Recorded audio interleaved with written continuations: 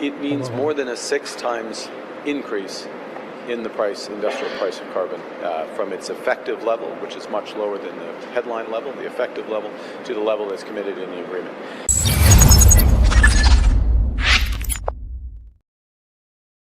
So yes, this was Smith-Carney saying 600% increase in the industrial carbon tax. And the agreement that he's talking about is the MOU that Danielle Smith and Smith-Carney signed last week. And the information I found is going to blow your fucking mind.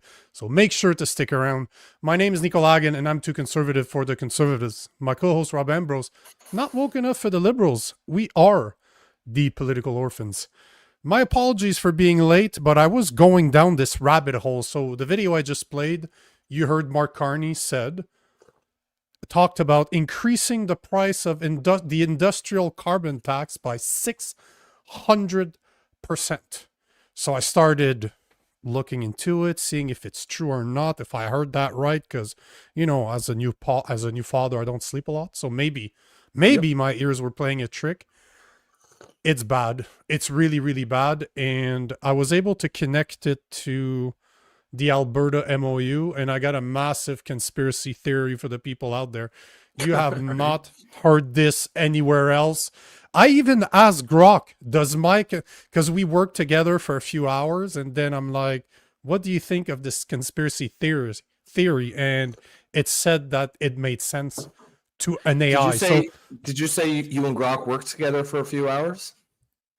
Yeah, I do research with Grok. I confirm my research. What should I say?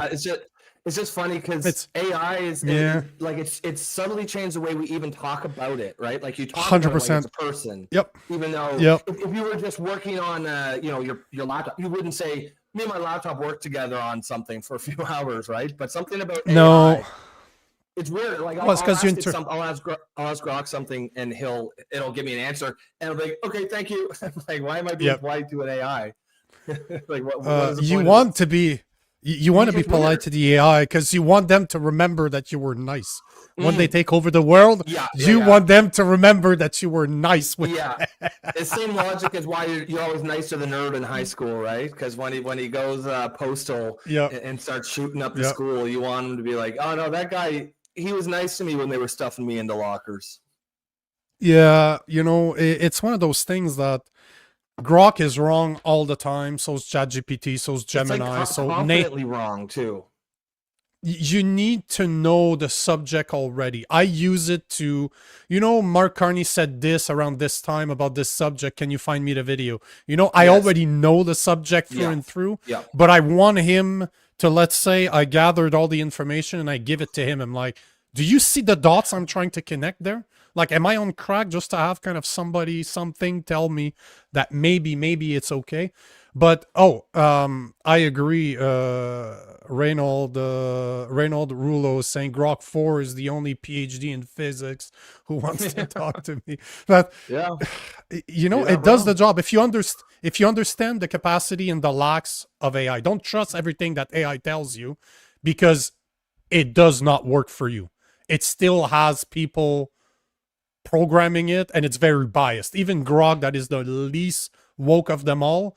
I was talking about carbon tax, and as soon as I mentioned carbon tax, it's like, oh, there's no carbon tax in Canada. It's been decreased to zero. It's been canceled and put to zero. I'm like, so we have no industrial carbon tax, eh? Oh, my bad. I didn't think I had to. Fuck you. Oh yeah, fuck you. Of course. X is not going on. Oh no, wait, X is going on. Oh yeah, you're right. X is going on. Would you like more examples of X going on, or you know, whatever X is? It's I don't know. It's you need to know the subject that you're covering. Don't just trust. You can't just use Grok and say it's 100% accurate. All the information that it gives me is right. You can't. I go from the optic that it's wrong, and I need to prove it right. Yes. So it's certainly a useful production, a tool for productivity. Absolutely. But especially a one-man team like me, and one-man team like me that does hours of research every day and just wants to kind of make it easier. Yes, but don't trust what it tells you. Yeah, absolutely. So you can't start you can't start from zero and hope to no, learn. no. You know. So can I take you guys down the rabbit hole I went to? And I apologize. I had a bunch of subjects I wanted to talk about, but this carbon tax kind of really fucked with my head because for the people out there that did not read the MOU, and it seems to be the vast majority of people out there did not read the MOU that was signed between Alberta and the federal government this week actually. We're still Sunday, right? And it's not that long. It'll probably take you 15 minutes to read, but it mentions net zero agenda. It talks about carbon tax. It talks about increasing a carbon tax, making it a provincial one instead of a federal one. It talks about implementing carbon capture. So we will be talking about this today. And you know, I made a quick post this. Well, it wasn't quick. It took me a while to do it, but I made a post of the top 5 things that was in that damn MOU. And just for the people out there, an MOU, we talked about this that week, last episode, but it's worth re-mentioning it again. An MOU is non-binding. This is literally a piece of paper that we agree that we will agree to something later on. It means nothing. It's literally as good as toilet paper when it comes to the legal system. 2, the BC and Native groups will still have veto powers. They call them consultation, but they will still decide if that pipeline will be built or not. And to put it into perspective, right after the signage, that photo op that Danielle Smith and Mark Carney had together last week, Mark Carney posted that he would not go forward without the approval of the BC government and the native band. So they still have a veto right. The Alberta will get a new provincial carbon tax starting on April 1st, and I will talk to you more about that because that's basically the whole episode, at least that I haven't planned right now, is about this. Alberta is set to implement carbon capture called the Pathway Projects. And basically, if you read the MOU, and I invite you guys to go, it's on the pm.gc.ca. You can find it there. It's literally 15 minutes of readings to do. But literally, Danielle Smith agreed to sign Alberta onto the Mark Carney's WEF green agenda. It is literally about reducing carbon to net zero. It is insane. When you read the document, you're just like, how our conservatives celebrating this makes no sense to me. So if we go from the beginning, walk us through it, because I'm familiar with this. I don't know what the conspiracy theory aspect of it is. I tie up everything together, and I did not like what I came. The conclusion I came with, I did not enjoy. And guys, just so you guys know, I just want to repeat it. Tomorrow we will be joined by Nadine Wellwood. She was here on Thursday, and people really, really seem to love her. I absolutely love this woman.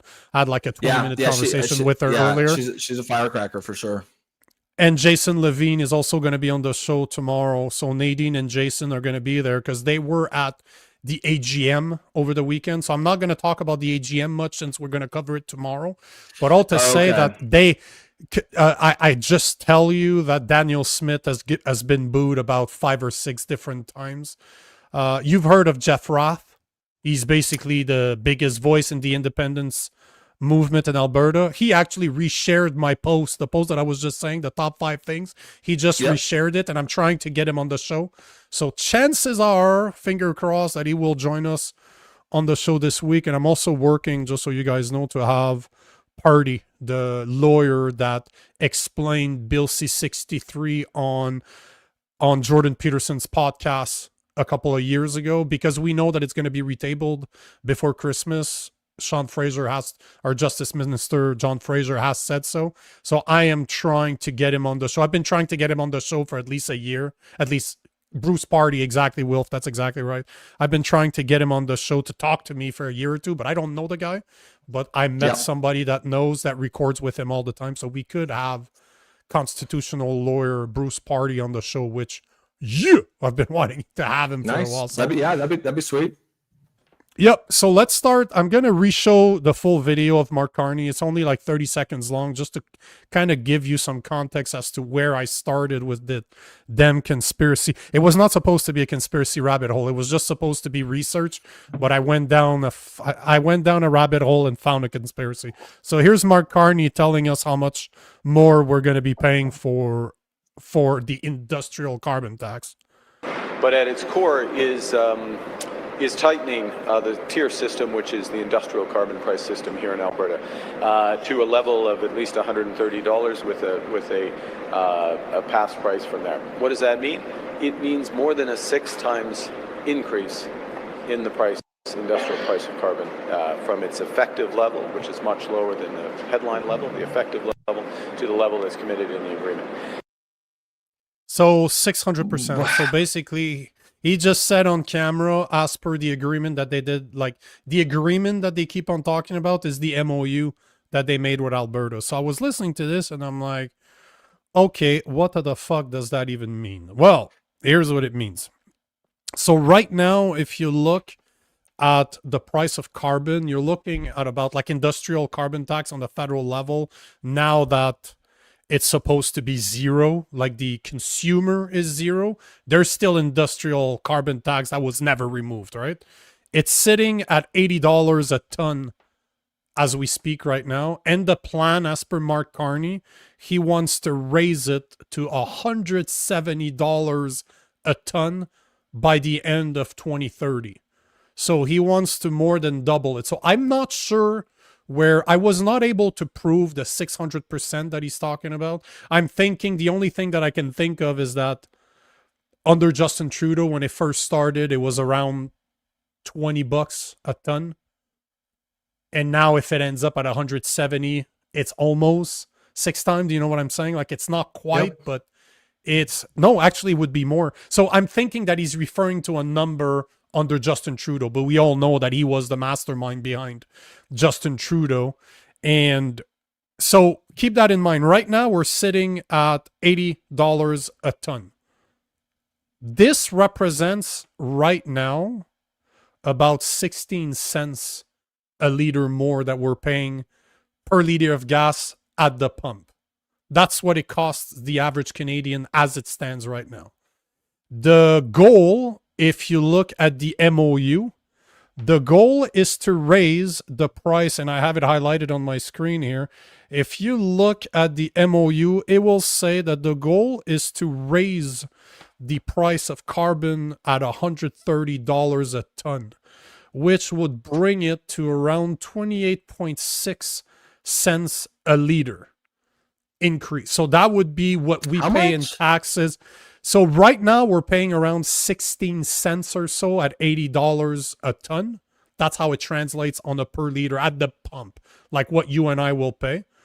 If we bring it to 130 a ton, that means we will increase it by about 12 cents, bringing it to 28.6 cents a liter. That's the increase that we will be paying at the pump.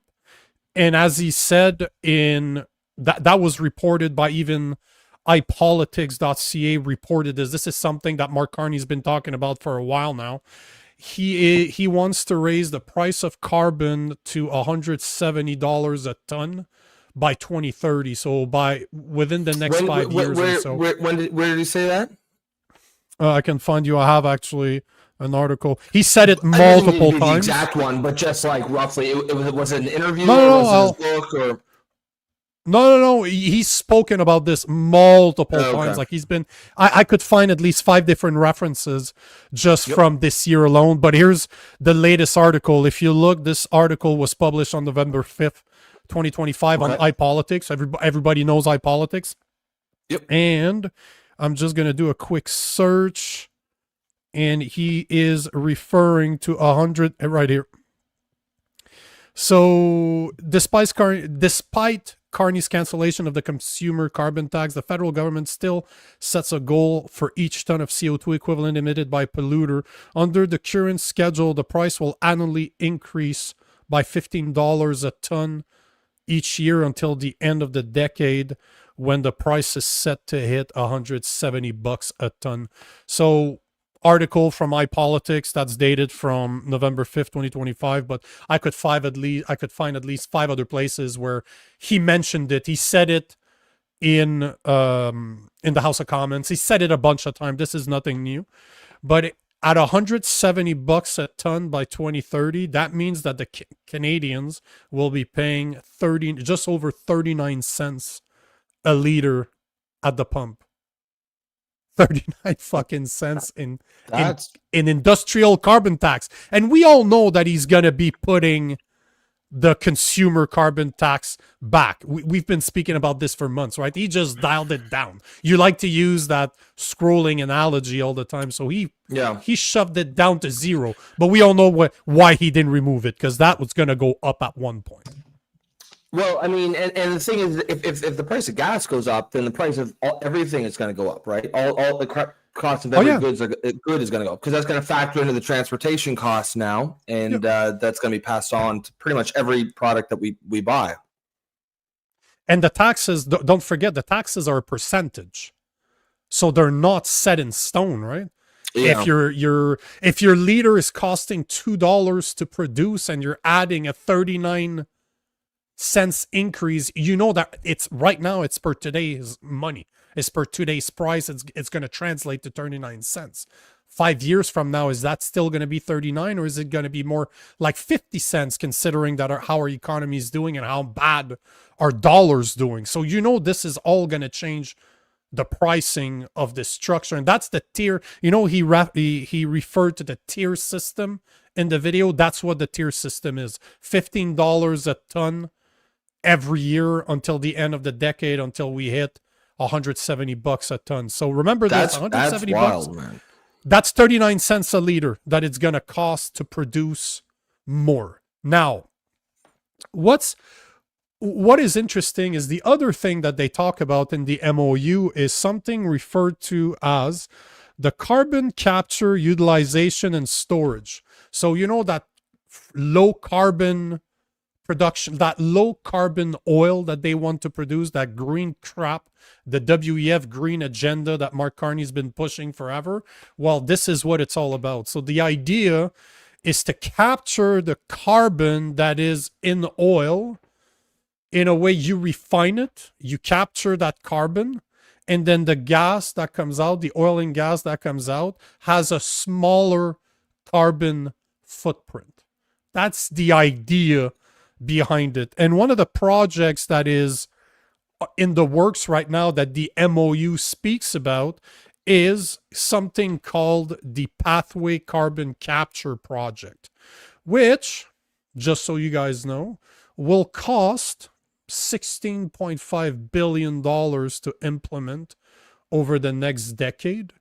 And that is why they want to raise that tax. Because if you remember, if you guys watched the announcement by Danielle Smith last week, in one of the questions that she took, she spoke about how, carbon capture has grown on me over the years. I didn't believe in it in the past, but now it's grown on me, and we will fund this through taxation with the carbon tax. That's why they're selling the idea of a carbon tax, is to pay for the private development of the project called Pathways, which will take carbon. Is the pipeline? No. Oh, that's not even. No. Oh, Imagine, Jesus. No. Carbon. So that what we're talking about. Imagine that you refine your oil and gas, right? This is one of the process of refinement. You're adding the carbon capture into the process in refining your oil and gas before it even hits a pipeline. Everything I'm talking about right now is we're assuming that by 2040, like the MOU says, that there will be a pipeline built, because the MOU gives the government up to 2040 to approve and have that pipeline built. So they need to it's not gonna find get built. Oh, no. It's just, I'm trying to identify. The whole reason here is I started by saying that the MOU is not legally binding, right? it's a piece of paper I could literally wipe my ass with, and it's a lot worse than just using toilet paper because it's filled with ink. But that's how important that piece of paper is. Though the problem is that the reason I talk about the MOU is the fact that Danielle Smith exposed herself.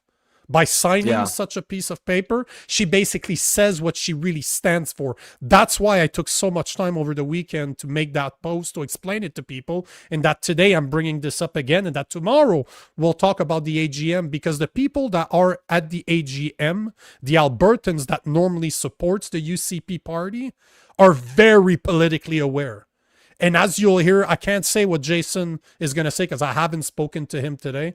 I did to Nadine, so I have a very good idea of what she's going to say tomorrow. The reaction was not great. Although the conservatives, I called out a lot of I ripped into Mario over the weekend because he produced a piece of garbage. He produced 2 pieces of garbage. And I'm talking about Mario Zelaya. He posted some bullshit and I called him up. I'm like, bro, instead of talking this nonsense, how about you read the MOU and stop basing your opinion on a 15-second clip?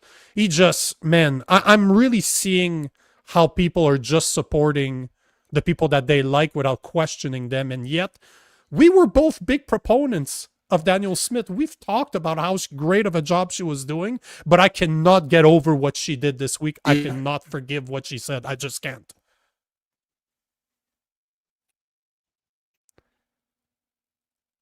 Yeah, still there. Yeah. I've been a fan of her. I thought she did a good job. But it seems I don't know. I didn't watch it, but I followed it on the news. It does appear she didn't get the best reception there at the AGM. I'd be interested to hear the insider's take there from Nadine and Jason. There's a good reason why I'm inviting them, because I don't want to believe what I'm seeing. So did she really get booed? Because I saw the video, but was it taken out of context? I could easily add a boo in the back of the video to make it sound like she's getting booed. I could do that. But I trust Jason, I trust Nadine to tell us the reality. But to go back to what we were talking about, so we have a potential by the end of 2035 of an added 39 cents a liter of gas. So production, the carbon tax at $170 a barrel, $170 a ton will cost 39 cents a liter on top of the price of production. We know, as per the MOU, that they want to implement the pathway carbon, the pathway project that they called it, which is a carbon capture project. And we, as per the estimates that I can find, it will cost $16.5 billion to implement over the next 10 years. What's messed up is this. Out of the 16, we'll call it 16, well, it's 16.5. So let's call it 16.5 billion. Out of the 16.5, half, 8.25 billions will be funded by Canadian taxpayers' money. So not Alberta, not the private sector, but Canadian taxpayers' money. And they will claim this as credits. But who do you think pays for credits given to private entity? Taxpayers' money. So 100% funded by taxpayers. That's $8.25 billion. Out of the 16.5, there's between 3.2 billion to 5.3 billion dollars that will be paid by Albertans, directly taken from the industrial carbon tax, which, if you heard what Danielle Smith said during her announcement last week, it will be basically, they will use the tax in order to pay for the implementation of the pathway. So 8.25 billions will be paid by Canada taxpayers, Canadian taxpayers. 3.2 to 3.2 to 5.3 billion by Alberta's carbon tax, and the private sector will pay between 6.3 to 8.1 billion dollars. So they will pay less than a half of the price of implementation. Yet, how much do you think it's estimated that they're going to make a year out of this new carbon capture? Give me a price. How much do you think they're going to make? Like how much they think that they're going to bring in taxes, like from No, this no, no, no. this. Let me rephrase They that. think they're going to make Profit. money. They think they're going to make money. They think they're going to make profit. They don't think Oh, they're going to make shit. profit. They will make profit. And the company, by they, let me say, so Pathways is a consortium between Canadian Natural, Cenovus, ConocoPhillips, Imperial, MEG, and Suncor. Their estimates as we speak right now is to make up to about $2.5 billion a year. So as per the investment that we're talking about, they would remake their money within 3 years. They would pretty much have remade the money that it will cost them to implement this. And it's Canadians and Albertans that are flipping the bill for this. But you know where it becomes interesting is, will this cost more? Because obviously they're adding a step between our oil and gas production and the selling of that oil and gas. They estimate an about 5 to 6 cents on top of the 39 cents that I was talking about earlier. So in the MOU, it is stated that the government of Canada and Alberta will get to an agreement to raise a new tax, a provincial industrial carbon tax that will be set to $130 a ton when the federal government's tax is at $80 a ton right now. So that means for the Albertans out there, it is estimated that if they respect the MOU by April 1st, you will have an agreement between Alberta and Ottawa to put a carbon tax, a provincial industrial carbon tax to $130 a ton, which means 28.6 cents a liter that you guys will be paying at the pump.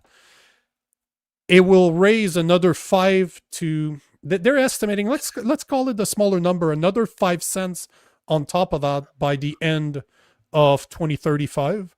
So by the end of 2035, we're really looking at least 45 cents, give or take, more at the pump over the next 10 years, just in taxes for the carbon tax. And that is if the consumer carbon tax doesn't get raised, because right now we're just talking industrial.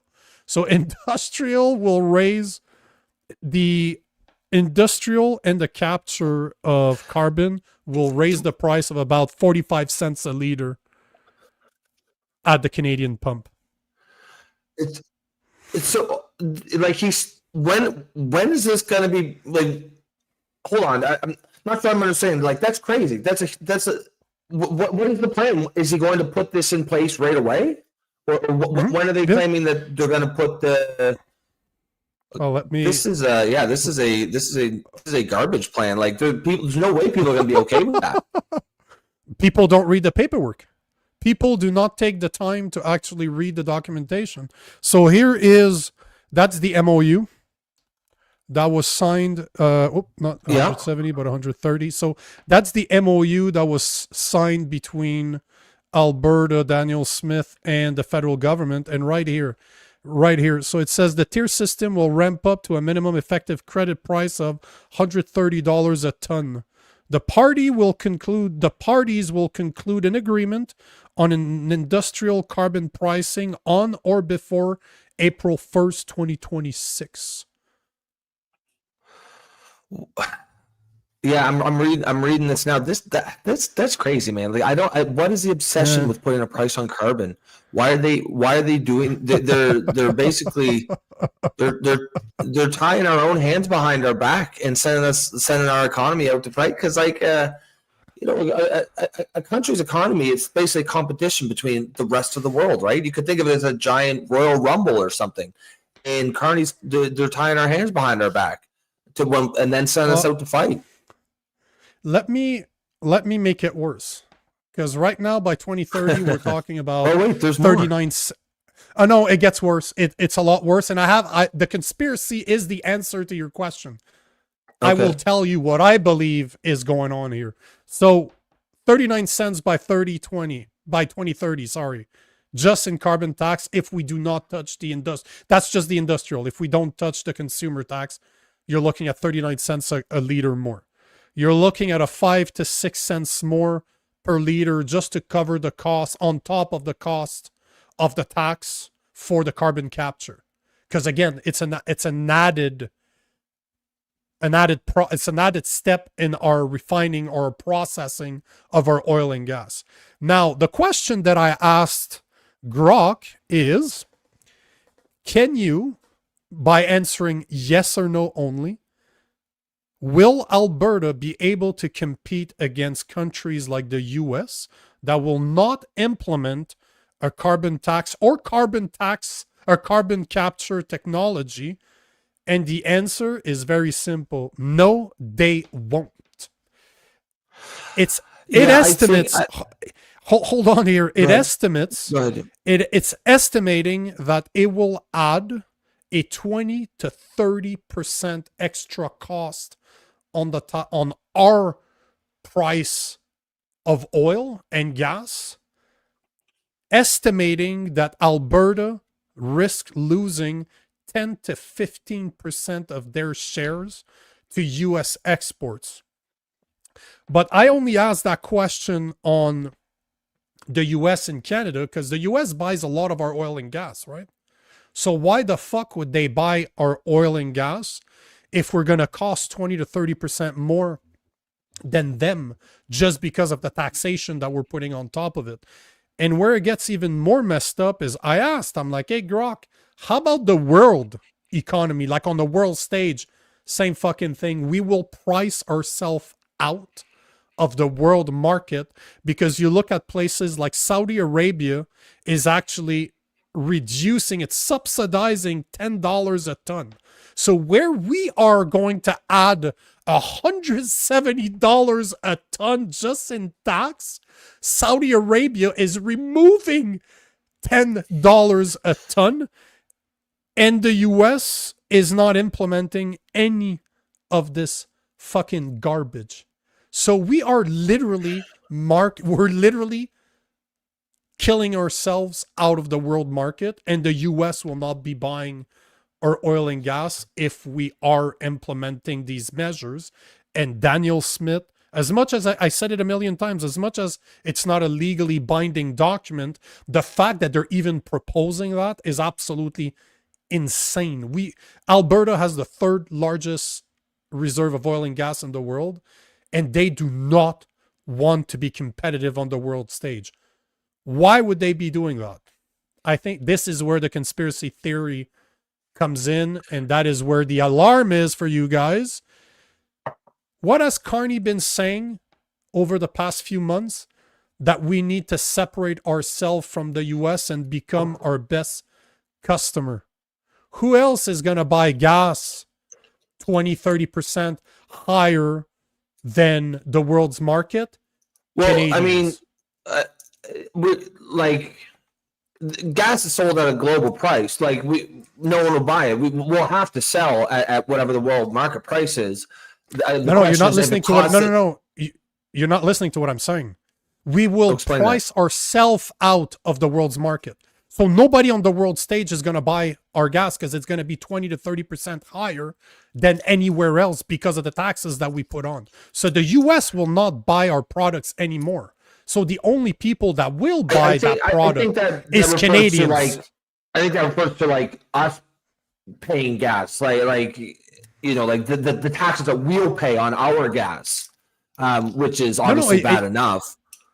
No, it doesn't matter. The tax is going to be taken at the source. Well, they won't add, taxes aren't paid on the global markets. But those taxes will translate to a 20 to 30% more expensive gas on the world market. The price that we are going to sell it will be 20 to 30% higher. No, I don't think that's how it works. I don't think there's no taxes on global markets. We're going to pay it. The consumer, Canadian consumer, we're going to pay it for sure. This is industrial. No, hold on. You're mixing the two different taxes here. This is the tax that we're putting on industry. So it doesn't matter that we're the one buying it or not. It literally is like us adding a 20 to 30% increase on everything that we do in order to pay for the pathway project. That is why they're implementing that tax. Yeah, I don't understand why they're doing. I don't understand like is carbon capture technology, is that even proven? Like I'm pretty sure that's not a proven technology. No. All I can tell you is I didn't have enough time to do research into the companies that I told you earlier, and the companies. And if somebody knows, I would love to hear about you guys. But the companies that are involved in that pathway project are Canadian Natural, Cenovus, ConocoPhillips, Imperial, MEG, and Suncor. I did not have time to look into Mark Carney's Brookfield investment because I don't know if you noticed, but they have a company that's between it costs them about $2 to $3 billion to buy a company that does carbon capture, that does that technology. So I'm not sure. I did not have time to confirm if any of those companies are somehow related to Brookfield. I don't know, but it wouldn't fucking surprise me. But the whole point of this is that they are, as per all those taxes, as per all the information that I'm finding, and I hope that you guys can prove me wrong. If you guys know somebody out there that is an expert on this, I would love to have a conversation with him and to be proved wrong. I hope that the numbers I have are proven wrong, but those numbers are all provided and verified by Statistic Canada. They're all provided by federal sources. They're not I don't use Post on X here. I actually go to the source of the people we're supposed to trust. And I'm saying we're supposed to trust here. For the people that are listening to this, not looking, there's air quotes here. Massive air quotes. Yeah. I mean, if they think that, if they think that they can sell their oil and gas for more than the global price because it's cleaner, that's nonsense. That's no one's going to do that. But that's the whole point. That's the whole point. It never made sense. We cannot compete. Yeah, no, that doesn't make sense. If we're adding a 20 to 30% cost on our gas for no fucking reason, we cannot compete, and that's the whole point. So the only reason that I can see that Mark Carney has been pushing the idea that Canada will have to become its best client is that that's the only way they're going to sell that fucking oil and gas is to us. Because they can easily stop importing gas from other countries and just say, we need to buy Canadian. We need to buy Canadian. If our only customers are ourselves, that's not, that is not, we're going to do very poorly because just the Canadian economy does not use that much oil and gas compared to how much. But have you seen the plug? Have, right? We could be selling. Have you seen the meme? Have you seen the meme of the electric plug that's connected into itself? It's like a power bar, and instead of being plugged in the wall, it's like plugged in itself. Free energy. That's Canada for you. That's the plan of Mark Carney. So again, I will tell the people out there, if you think that I'm wrong, if you know somebody that clearly knows more than I do, because I was doing some research and I just ended up going down a fucking rabbit hole of motherfucker. I hope I'm wrong, but I don't think I am. But if you guys know of an expert, put it in the comments section. For the people that are always here, you know that I will happily be proven wrong. I want to be proven wrong on this one, but unfortunately, I think that I'm right. And I'm just going to answer a quick question. Somebody's asking, yes, Ghost Time, I'm not retarded. I do not have a speech impediment. I am French. Just saying. Yeah, it's having a stroke right now. Yeah, don't jinx me, man. Come on. Yeah. Come on. Lomo says EU, Japan, North Korea. Well, I don't think North Korea. Only countries that would pay more based on their aggressive decarbonization targets. I guess in theory, Europe might pay more, maybe, but this pipeline's going to Asia, so it's the wrong direction. I guarantee you, China's not paying more. China does not give two shits about. Don't fucking use coal. The carbon use coal. Yeah. The carbon footprint of its oil and gas. They do not give the slightest shit. No, they'll buy coal from India. Fuck it. Oh, yeah. Yeah. If it's cheaper, no. They literally produce 30% of the world's emission. Canada produces 1% or less. So let's argue on the 1%. Let's call it 1% of the world's CO2 emission is produced by Canada. and we need to jack our price by 20 to 30% to compete with China. That whole thing makes zero fucking sense. The only thing that this is doing is making money for people that are not you and I. Because remember, $16.5 billion that it's going to cost, the pathway project is going to cost. And those are estimate pre-construction. Those things have not been put in place. And we all fucking know how that works. It's always more expensive than, especially when we're talking about taxpayers' money, it's always more expensive. But the point is that out of the $16.5 billion, more than a half, the estimate is between 51 to 62% of the costs will be covered by either Canadian taxpayers' money through credit or directly to Albertans through that $130 a ton tax. So literally 40% of it is going to be paid by the private sector, and the private sector's estimate is about up to $2.5 billion a year in profit, not revenue, profit. Yeah, that sounds real dodgy. I don't know about that at all. Yeah, I mean, honestly, I haven't really looked into the MOU to that extent, but I'm going to do it tonight and tomorrow, especially if we're going to talk about this again tomorrow night with Jason and Nadine, because that's crazy, man. If that's what if they think that the rest of the world is going to pay more because it's cleaner, quote unquote cleaner, that's nonsense. It's a great comment here by oh fuck, Albat Witch Wiggler 6905. It says China just signed onto this climate alarmist BS so they could sell us batteries and solar cells. Yes, that's the only time China does pretend to give a shit about climate, emissions a little bit, in that they'll shame the West for it because they know that we love guilt over here, and if someone's gonna shit on us, that we're all over it. But that's the only thing they actually care about. Yeah, they love it because they can make solar cells and batteries, and they are profiting handsomely from the climate narrative. It's Wiggler, not what is it? Wiggler? I said I'll bat witch Wiggler. Alberta? No, I don't know. Ladies man, bro. 695. There you go. But yeah, it's one of those things that I do a shit ton of research, and I got sucked into a rabbit hole. And I can see why. I kind of want to go down. I'm trying. I've got it open on my tab, and as we're talking, I'm scanning down. Yeah, because 600%, I'm like, 600%? How the fuck?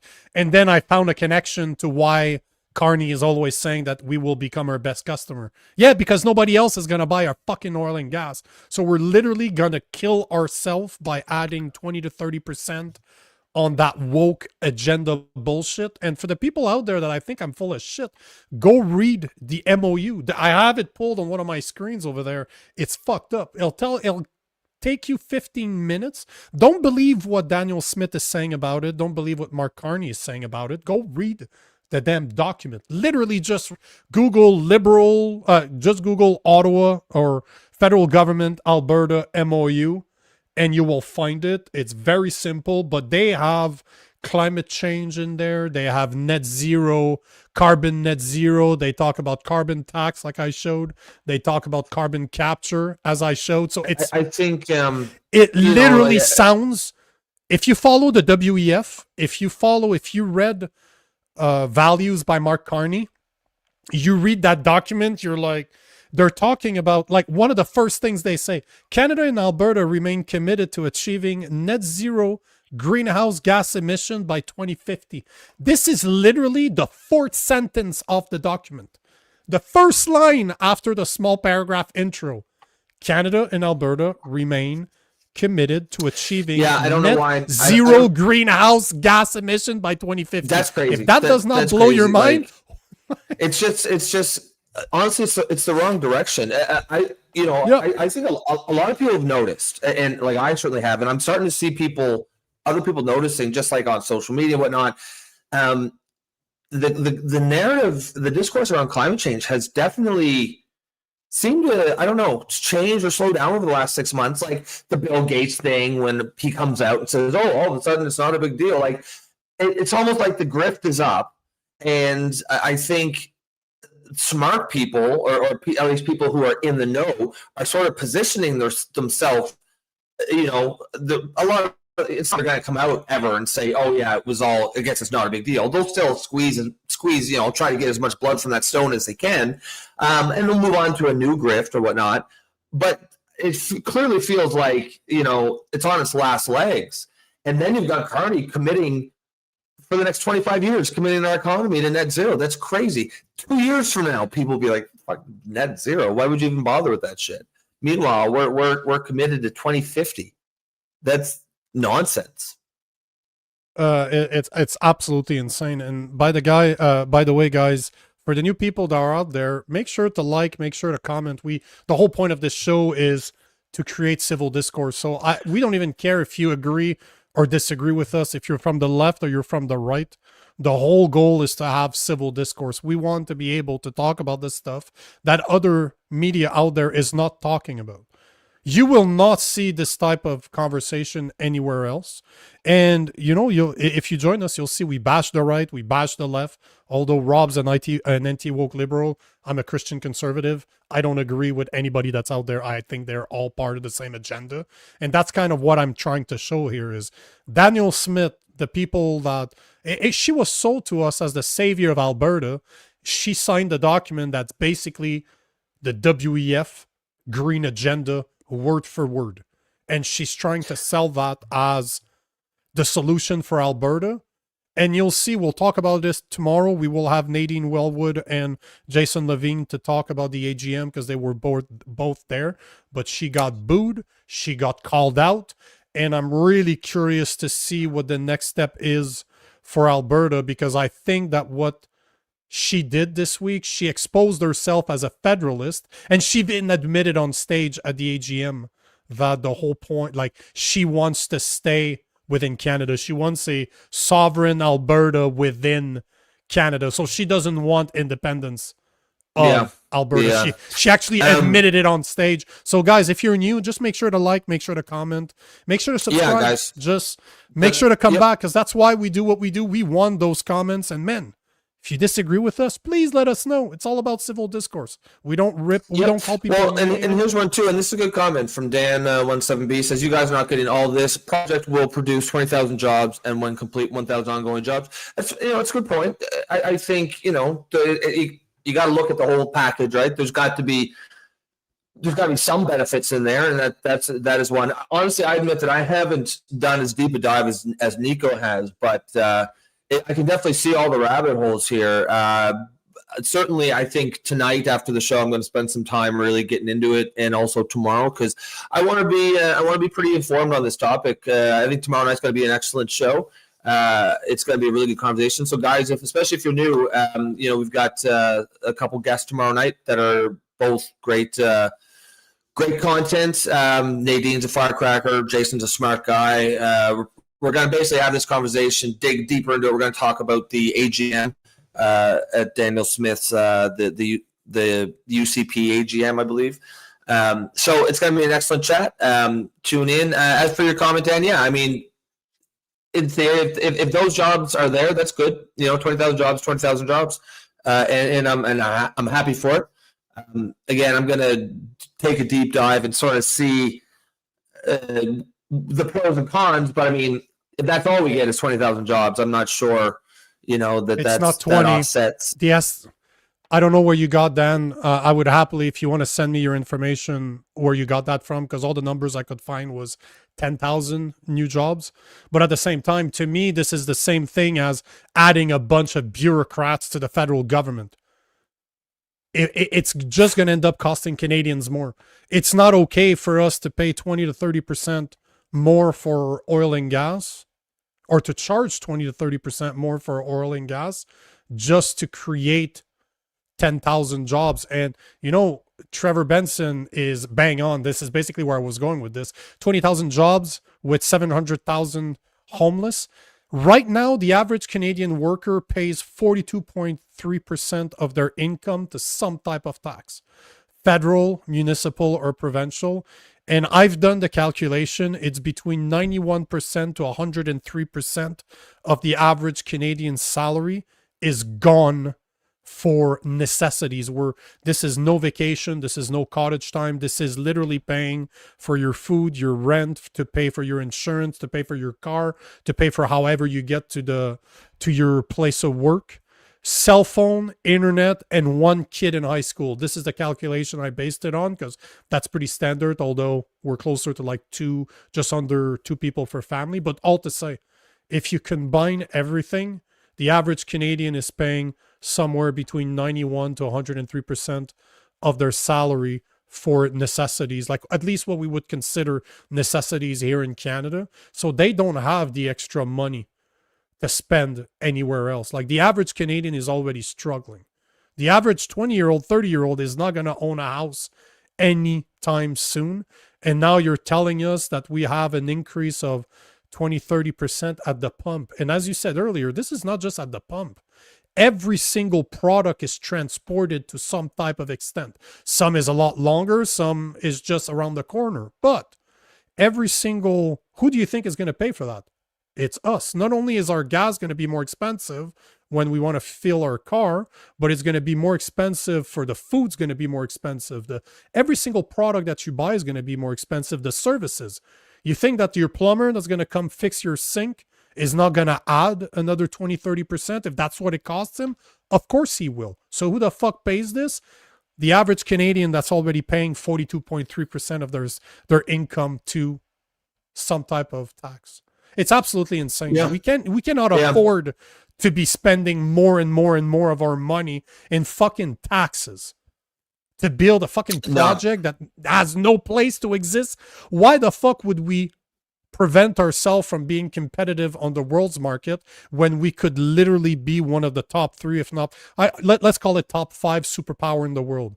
But we are pricing ourselves out of the world's market for green policies. Are you fucking kidding me?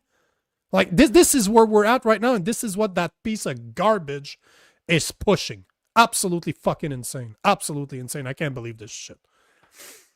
New Dog Productions also responding to Dan's comments says that's assuming there is a project and then you are looking at most of those jobs going to carbon capture, which can't produce money. Yeah, exactly. I don't understand the carbon capture. Like, how is that supposed to make money? What's the? I'm like, it's not. It sounds pretty pie in the sky. Like, and I'm sure it won't even work. But what are they claiming that it like? You guys that are listening out there, does anyone know what the theory behind this is? How does carbon capture make money? So I get that you capture the carbon. Do they sell this, or do they think that they can then sell that oil and gas for more because they've captured carbon? Because if that's garbage. This is what Mark Carney is selling the idea, and if you listen to him, he talks about it all the time. Listen to his book. Listen, just read his book. He talks about this shit all the time. He believes that there needs to be a price on carbon. Remember, he said this multiple times, that climate change needs to be considered in every single financial decisions that Canada makes. No, he's definitely said that. Now, price on carbon though is a vague term, and it means lots of different things. I wonder. It's a tax. It's a tax grab. As per the estimate that I found, the project is going to cost somewhere around 16.5 billion, as per the estimates that we know right now. But chances are it's going to be way more expensive than that. And as per my calculation, there's no way for the private sector to make money if taxpayers are not flipping the bill from 51 to 62% of the cost of the project. The only reason they're making money is because we're paying them to make money. So literally, we will tax ourselves into turning a profit for the private sector. It's absolutely insane. That whole project is absolutely fucking insane. I cannot believe that people are not screaming about this, because if this guy, just a regular dude that does a lot of research, could find this, like, what the fuck are people doing out there? This information is right there. Super easy to find. Timberwolf says it's bullshit. Oil and gas are made of carbon. Yeah, that's what I don't understand. Why What are you trying to do? Make oil and gas carbon neutral? This is a nonsense idea. It is fucking carbon. It's literally what it is. What did I say? What did I tell you? Read the MOU. The first sentence after the introduction paragraph net zero says net zero is a pipe dream. It's not.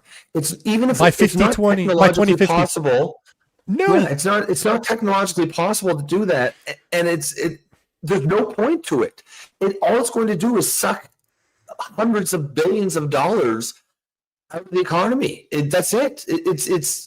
And honestly, and like I was saying, I really think that this particular version of the grift is on its last legs. The smart countries are already, like, you don't hear a lot of the bigger countries even pretending to care about it anymore. The United States doesn't really, China doesn't really, because they understand that the grift is up and they're moving on to the next one. Meanwhile, Carney's going down full speed ahead to 2050 to get net zero. It doesn't make any sense.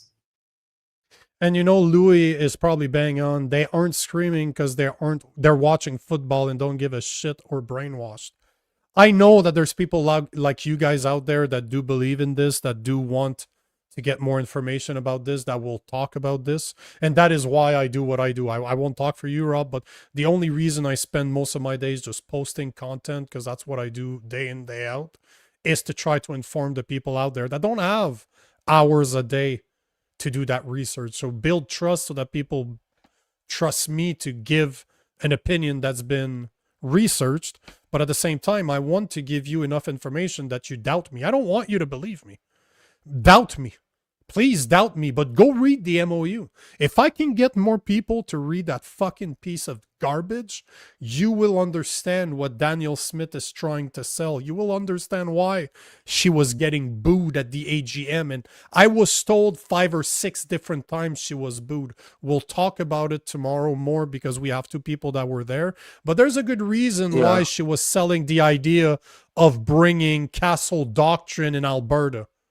I was told behind the scene that she is simply in a reaction phase right now. She's trying to analyze damage control of that MOU. What has this done to her base? Because the people that voted her in wanted something different than what was there in the first place. I personally believe she committed suicide with even proposing that MOU. We'll see if I'm right or wrong. We'll see what our experts are saying tomorrow, but it is definitely worth for you guys out there to look into what I talked about today, because it's insane. If what I'm finding is true, this is such a grift that, like you said, everybody else in the world is giving up on that grift, yet Carney is tripling down on it and will destroy the remaining of our economy and our oil and gas industry to turn a profit. Because that's basically all I can see right now is those guys are going to make money, but those guys are not Canadians. No. Yeah, no, it's definitely yeah, it doesn't make a whole lot of sense. As Timberwolf says, it's like removing hydrogen from water. Yeah, that's what it's like. It's literally it's not H2O anymore. Yes, it's made of carbon. You can't make it a carbon neutral thing. The burning, that's the entire point. I don't understand what they're doing. But yeah, I'm gonna do a dive listen to this. Deep as you did there into this. Listen to this. So in the MOU, it says construction and financing of the world's largest carbon capture, utilization, and storage project pathways for the purpose of making Alberta oil amongst the lowest carbon intensity produced barrel of oil in the world. Who cares? And how much carbon, how much energy do they use powering this bullshit? With the extraction and storage, where are you storing it? What are you doing with it? None of this makes any sense. I'm gonna look into this pathways thing too, because I need to understand this technology, because I'm pretty sure it's snake oil. I don't think. The videos are there. I should have taken the video. I didn't. I should have brought the videos, because I've seen the videos. You can go see pathways and the technology that they're going to use. Yeah. It's bullshit. It's absolute bullshit. It's snake oil. It's just like in my head. All I could see is all the system that they're attaching to the refining of it is just ching, ching, ching, ching, ching. That's all I could think of is dollar sign. It's just, let's invent something that is not useful at all in order to tax us to pay for it in order to turn a profit. That's all I could see. It's all bullshit. All fucking bullshit. Yeah. No, it'll be an excellent show tomorrow. Excellent conversation, guys. You're going to want to tune in for that. But we're going to pin this one for tonight. Hold on. Yep. I got to cut you off because before we do, we need to speak about the sponsor of the day. So yes, today's episode of The Political Orphans is brought to you by Gabble, the world's first live video debate app on the market. You can choose to sit back and watch, or you can jump in and actually debate other people. That's what I do. You can find me on that app at 6 p.m. most days. I just like to debate people just like I do here. So if you guys want to debate other people, go download Gabble, look in the description below. Our affiliate link is there. And downloading the app is like supporting the show because it's a sponsor at the end of the day. We believe in what they do and they believe in what we do. So if you want to support it, download Gabble. And I invite you to do it because that's a skill that we all need to have, to be able to debate others. Because if you want to try to influence what's going on right now, or at least inform the people around you, believe me, be ready to be challenged because people will call bullshit. I've been called all the names in the world. So knowing how to debate people is a skill that is very valuable. Oh, yeah. Yeah. No, absolutely. All right, guys. Lots of new faces. Lots of hopefully you guys come back. Remember to like and share the streams. And if you really want to support the show, you can become members through YouTube for the low price of $2.99 per month. And that will, of course, help support the show, help support independent media, which is, I guess, what we are. Of course, another way you can support the show is just come back. Keep coming back. Keep throwing comments on. It feels like we kind of caught the algorithm or something because we're getting lots of new people in the last couple of days. So, guys, hopefully you guys stick around. And tomorrow's chat, really looking forward to it. I think it's going to be excellent. We're going to have a couple of great guests. We're going to basically pick up this conversation where we left off. Other than that, we'll see you folks tomorrow night, 8 Eastern time, 9 Pacific. No, 5 Pacific. I don't know. I'm just making shit up at this point. We'll see you tomorrow at 8 Eastern time. Have a good night, guys. See you then.